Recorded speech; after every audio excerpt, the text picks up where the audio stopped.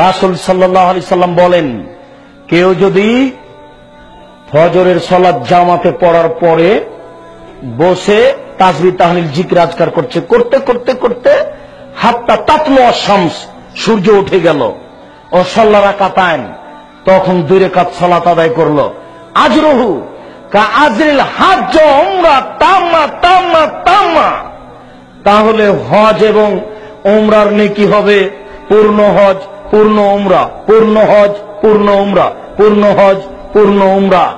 শুনুন, ফজরের সালাত জামাতে পড়ার পরে ওখানে বসে থাকতে হবে, বসে তাসবিহ তাহলিল জিকির আজকার চলবে। আব্দুর রাজ্জাক সাহেব, অত জিকির কি করব, কোনটা বলবো? কিছুই যদি না জানেন তো সুবহানাল্লাহি ওয়া বিহামদিহি বলতে পারবেন না? আর না হলে সুবহানাল্লাহি ওয়া আলহামদুলিল্লাহ আল্লাহু আকবার, সুবহানাল্লাহি ওয়া বিহামদিহি বলতেই থাকেন, এতেই হবে। আর না হলে লা ইলাহা ইল্লাল্লাহ, ওই পীর সাহেবের মতো নয়, শুধু খালি চুপে চুপে বলবেন লা ইলাহা ইল্লাল্লাহ, লা ইলাহা ইল্লাল্লাহ, সূর্য উঠে যাক, এরপরে 2 রাকাত সালাত আদায় করবেন, পূর্ণ হজ উমরার সমান নেকি হবে। সুবহানাল্লাহ ওয়ালহামদুলিল্লাহ।